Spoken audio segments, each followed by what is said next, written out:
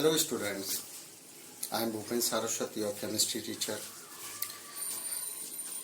कल हमने chapter 1 class 9th में स्टार्ट कराया था। चैप्टर का नाम था matter in our surrounding. Matter in our surrounding में सबसे पहले हम पढ़ते हैं कि मैटर क्या है। Anything which occupies space and have mass is called the matter. कोई भी चीज़ जो स्थान घेरे और जिसके अंदर मास हो वो मैटर होती है। कल हमने ये भी बात कराई थी कि कुछ सब्सटेंसेस ऐसे होते हैं जो मैटर नहीं होते, जैसे एफेक्शंस, मैग्नेटिज्म, लाइट, सनलाइट, ये सारी चीज़ें मैटर नहीं होती। अदरवाइज जितनी भी संसार में जो चीज़ें हैं, यूनिवर्स के अंदर जितनी भी चीज़ें हैं वो सभी मैटर हैं। मैटर का हमने कल क्लासिफिकेशन कराया था। तो मैटर को हम जब क्लासीफाई करते हैं तो उसकी फिजिकल प्रॉपर्टीज और उसकी केमिकल नेचर के बेसिस पर हम उसकी प्रॉपर्टीज को बताते हैं, उसका क्लासिफिकेशन करते हैं। तो फिजिकल प्रॉपर्टीज के बेसिस पर जो मैटर है, मैटर की 5 स्टेट्स होती हैं: solid, liquid, gas, plasma and BEC, post Einstein, condensate. Chemical nature के बेस पर मैटर 2 टाइप्स में आता है, प्योर सब्सटेंस और इम्प्योर सब्सटेंसेस। तो प्योर सब्सटेंसेस का जो प्योर सब्सटेंसेस का क्लासिफिकेशन है, यदि हम करते हैं तो प्योर सब्सटेंसेस भी 2 टाइप्स में डिवाइड करते हैं, एलिमेंट और कंपाउंड्स। एलिमेंट्स को 3 पार्ट्स में डिवाइड करते हैं, मेटल्स, नॉन मेटल्स और मेटल्स। और कंपाउंड्स को 2 पार्ट्स में, inorganic compound and organic compound. और जो इम्प्योर सब्सटेंसेस होता है, impure substances means mixture are also 2 types, is homogeneous mixture and heterogeneous mixture. आज हम जो चैप्टर पढ़ेंगे वो ये है कि जो जितने भी मैटर्स होते हैं, जितने भी सब्सटेंसेस होते हैं, वो बहुत छोटे छोटे पार्टिकल से मिलकर बने होते हैं। उन पार्टिकल्स के बारे में सबसे पहले महर्षि कनद जी ने बताया था। महर्षि कनद जी ने कहा था कि किसी भी सब्सटेंस को लगातार हम ब्रेक करते चलें, तो लगातार यदि हम ब्रेक करेंगे तो एक कंडीशन ऐसी आएगी जहां पर वो ब्रेक होना बंद हो जाएगा। और उस कंडीशन में जो अनब्रेकेबल पार्टिकल होगा उसी को उन्होंने परमाणु कहा। जैसे कि कोई सब्सटेंसेस है, ये ऐसे सब्सटेंसेस जिसको आप बीच में से ब्रेक कर दें, ये इसका एक पार्ट आया, फिर इसको ब्रेक करें तो ये पार्ट आया, फिर इसको ब्रेक करें तो ये पार्ट आया, फिर इसको और ब्रेक करें तो आपका ये ऐसे पार्ट आ जाएगा। फिर इसको यदि ब्रेकेबल करें तो ये पार्ट आ जाएगा, और इसको ब्रेकेबल करें तो आपका और पार्ट आ गया, और ब्रेकेबल करें और ब्रेकेबल और ब्रेकेबल। तो इस तरीके से एक कंडीशन ऐसी आएगी जहां पर ये ब्रेक होना बंद हो जाएगा। और उस कंडीशन में जो सबसे छोटा जो पार्ट होगा, उस पार्टिकल को उन्होंने पार्टिकल का नाम दिया, उसका नाम उन्होंने बोला परमाणु। और इसी परमाणु को डेमोक्रिटस ने, ग्रीक एक फिलोसोफर थे, उन्होंने इसको परमाणु को जो एक नया नाम दिया और वो नाम था एटम। तो सबसे पहले आज हम यही बात करते हैं कि constituent particle of matter. Maharshi Kannada is the first suggest that all forms of matter are composed of very tiny particles called परमाणु। तो महर्षि कनद ने जो सबसे अनब्रेकेबल पार्ट जो बचता है, उसको उन्होंने परमाणु कहा। तो मैटर एक छोटे छोटे बहुत टिनी पार्टिकल से बना होता है, उस टिनी पार्टिकल को उन्होंने परमाणु कहा। और जो ग्रीक थिंकर डेमोक्रिटस थे, उन्होंने उस टिनी पार्टिकल्स को एक नाम दिया एटम्स। क्यों नाम दिया एटम्स? क्योंकि ग्रीक लैंग्वेज में एक वर्ड होता है एटम्स, एटोमोस, और एटोमोस का मतलब होता है अनकट, जिसको काटा न जा सके। इसलिए matter is composed of टिनी particle. जो मैटर है वो छोटे छोटे टिनी पार्टिकल से बना होता है, जिसे हम क्या बोलते हैं? एटम्स बोलते हैं। तो किसी भी मैटर के अंदर नंबर ऑफ पार्टिकल्स की कंडीशंस, जो क्वांटिटी होती है वो वेरी वेरी लार्ज होती है, बहुत अधिक होती है। जिसका एक बहुत अच्छा एग्जांपल बताते हैं कि जब बारिश की बूंदें हो रही हों तो एक छोटी सी जो ड्रॉप्स होती है उस ड्रॉप्स के एक छोटी सी ड्रॉप्स के अंदर, डेट मीन्स एक छोटी सी ड्रॉप्स के अंदर 10 की पावर 21 पार्टिकल्स होते हैं। डेट मीन्स जो रेंज ड्रॉप है, वो जो रेंज ड्रॉप है उस रेंज ड्रॉप्स के अंदर water means H2O, H2O molecule की जो पार्टिकल्स होते हैं वो 10 की पावर 21 होते हैं। 10 की पावर 20 का मतलब 1 बनाकर आप 21 जीरो इसमें लगातार आप लगाते चलिए।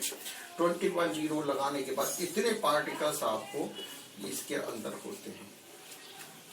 अब हम एक एक्टिविटी के द्वारा कैसे बता सकते हैं कि जो मैटर है वो स्मॉलेस्ट पार्टिकल से बना होता है। How small are these particles of the matter. इसमें आप यहाँ चलते हैं कि एक एक्टिविटी के द्वारा हम इस चीज को बता रहे हैं। इस एक्टिविटी में क्या करेंगे हम, क्या कि आप एक बीकर लेंगे और बीकर के अंदर वाटर ले लेंगे। बीकर के अंदर वाटर ले लेंगे। अब इसमें से एक 10 ml टेस्ट ट्यूब आप इसमें से इस सॉल्यूशन में से एक 10 ml इस सॉल्यूशन को ले लेंगे। जैसे आप इसमें पोटेशियम परमैंगनेट लें और पोटेशियम परमैंगनेट को एक 100 ml वाटर के अंदर। अब देखिए इसमें हम एक एक्टिविटी है कि जो मैटर है, मैटर की किस तरीके से ये टिनी पार्टिकल से बना होता है। तो आप देखिए एक 100 ml का बीकर लीजिए। 100 ml बीकर के अंदर 100 ml वाटर ले लीजिए। उसके अंदर आप पोटेशियम परमैंगनेट डाल दें, KMnO4 potassium permanganate, red colour का, लाल दवा जिसे बोलते हैं। तो इसमें से जब 100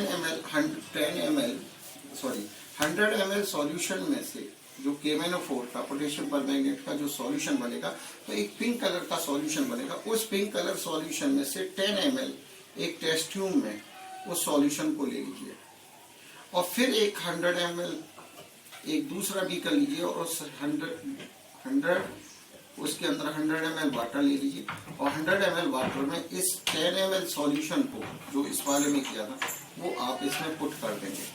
और पुट करने के बाद फिर इसमें सॉल्यूशन में से 10 ml फिर आप इसमें से निकाल लेंगे। 10 ml आप इसमें से निकालेंगे, फिर एक दूसरा बीकर लेंगे और फिर आप एक दूसरे बीकर में एक 100 ml फिर वाटर ले लेंगे और इस 10 ml को फिर इसके अंदर डालेंगे। अब इसमें क्या होगा कि लगातार आप यहाँ दे रहे हैं, यहाँ डार्क पिंक कलर होगा, इसका KMnO4 का सॉल्यूशन का डार्क पिंक कलर होगा। और डार्क पिंक में से आपने इसमें से 10 ml निकाला तो इसमें क्या होगा, थोड़ा लाइट पिंक हो जाएगा, है ना। पिंक कलर रहेगा लेकिन थोड़ा डार्क और पिंक होगा। अब यहाँ पर और पिंक, यहाँ पर आपने फिर 10 ml ले लिया तो यहाँ लाइट पिंक कलर आएगा। इस तरीके से लगातार आप ये प्रोसेस करते रहेंगे और एक कंडीशन आएगी कि वो कलरलेस कंडीशंस में आ जाएगा।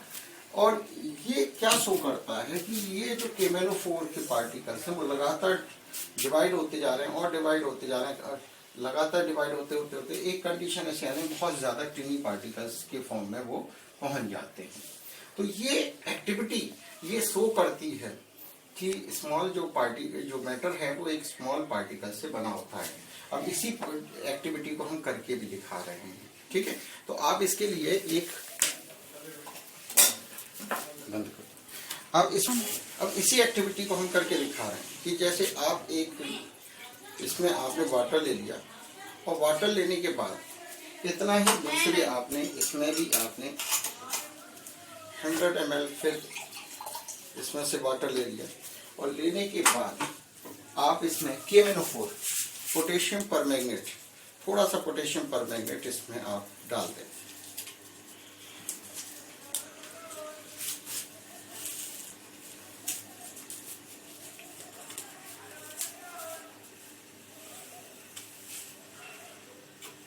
अब जैसे ही इसमें डालेंगे आप तो क्या होगा, देखिए ये इसमें डिफ्यूजन प्रोसेस हो रही है। क्या हो रही है, डिफ्यूजन प्रोसेस। ये अब इसको आप मिला देंगे तो इसका देखिए पिंक कलर चेंज हुआ। अब इसी में से आप थोड़ा सा इसके अंदर आप इसको मिला देंगे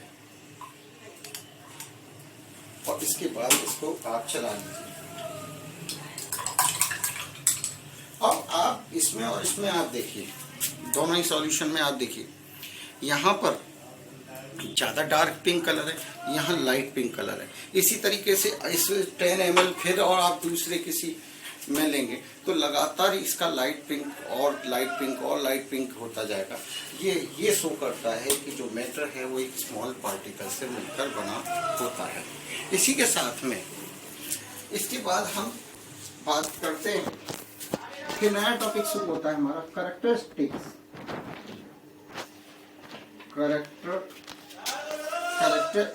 of particles of matter.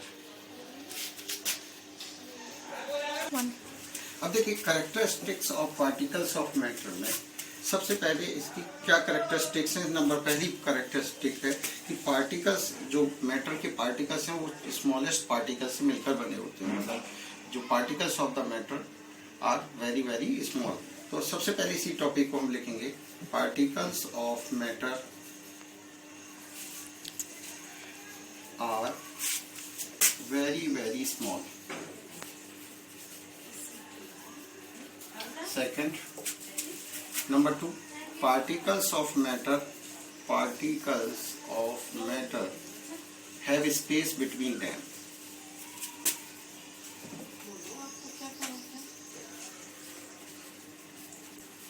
Number 3rd point,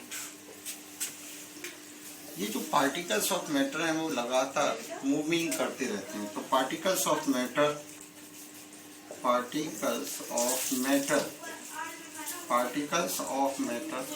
are continuously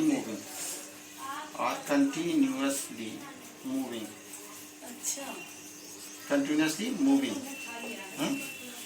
इसके बाद नंबर 4th पॉइंट आएगा हमारा, पार्टिकल्स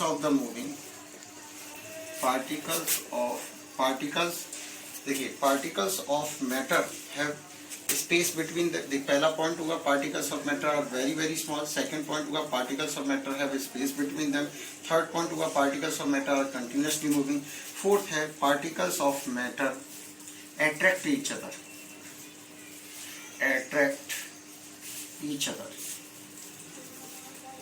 अब ये सारे पॉइंट बहुत ज्यादा इंपॉर्टेंट पॉइंट हैं, सारे के सारे बहुत इंपॉर्टेंट पॉइंट हैं, बहुत अच्छी तरीके से लर्न करने के लिए।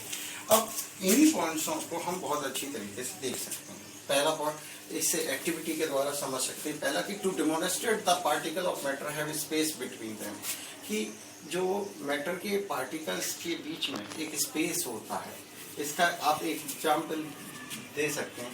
जैसे अभी जस्ट मैंने आपको बताया था कि आप एक बीकर लेंगे और इस बीकर के अंदर आप 100 ml वाटर ले लीजिए। ये आपने क्या लिया, वाटर। यहाँ पे भी आप वाटर दिखा देंगे, ये क्या था आपका, वाटर। तो आप 100 ml वाटर ले लेंगे, आप एक स्पून लेंगे और एक स्पून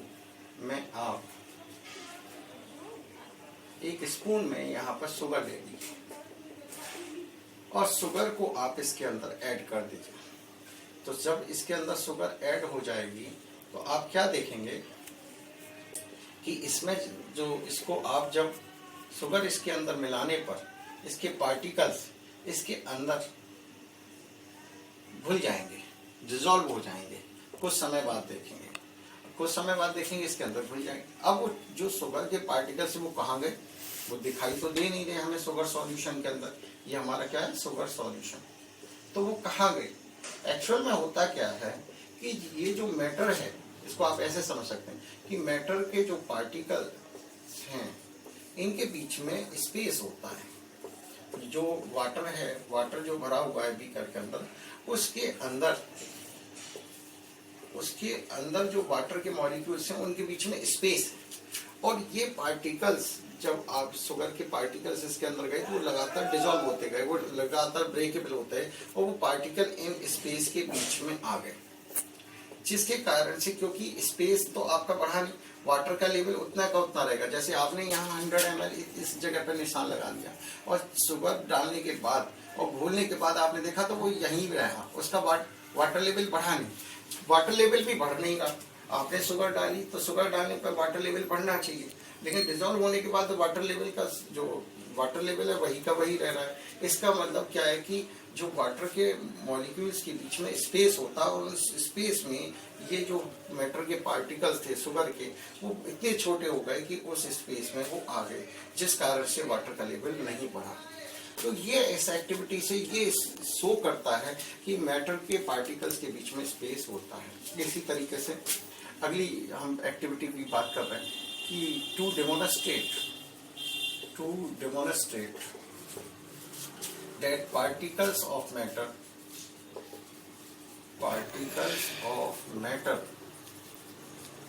are continuously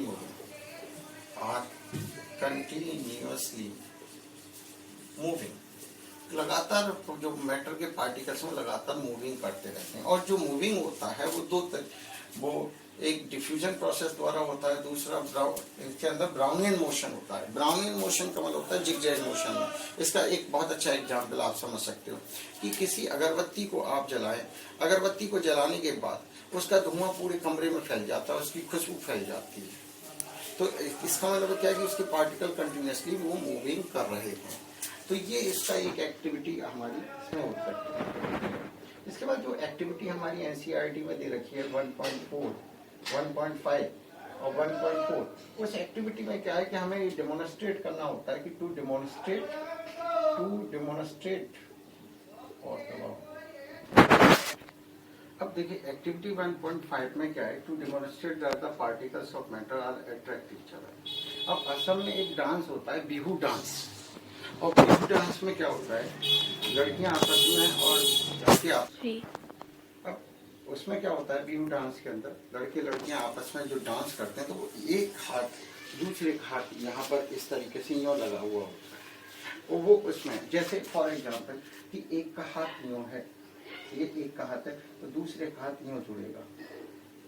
फिर मान लीजिए ये एक लड़का है, ये एक लड़की है, फिर इसका इस वाले का हाथ ये आ रहा है, दूसरे का हाथ यूं, इस तरीके से वो डांस नॉर्मली करते हैं। तो बिहू डांस में क्या है कि वो एक इधर को खींच रहा है, दूसरा इधर को खींच रहा है, तो उनके बीच में एक दूसरे का अट्रैक्शन है। तो हम बिहू डांस के द्वारा हम ये शो कर सकते हैं कि बिहू डांस में इसका देखिए एक मैं एग्जांपल ऐसे समझा सकता हूँ। ये बिहू डांस है, इस बिहू डांस में लड़कियां आपस में डांस करें, ये इसको अपनी ओर खींच रही है, ये इसको खींच रही है, ये इसको खींच रही है, ये इसको खींच रही है, ये इसको, तो एक तरीके से इनके बीच में अट्रैक्शन फोर्स है। इसी तरीके से मैटर के पार्टिकल्स के बीच में भी एक अट्रैक्शन फोर्स होता है। ये एक्टिविटी के अकॉर्डिंग हम इसे इसमें बता सकते हैं। इसके बाद अब जो हमने पढ़ा है इसमें कि मैटर क्या होता है, उसके कॉन्स्टिट्यूएंट पार्टिकल्स क्या होते हैं, कैरेक्टरिस्टिक्स क्या होती हैं, और उन सारी कैरेक्टरिस्टिक्स की एक्टिविटीज हैं। ठीक है, कल हम एक नया टॉपिक लेकर आएंगे और वो टॉपिक होगा कि what difference of the matter states, that means solid, liquid, gas and plasma and BEC. ठीक है, कल उसके बारे में डिस्कस करेंगे। Okay, thank you.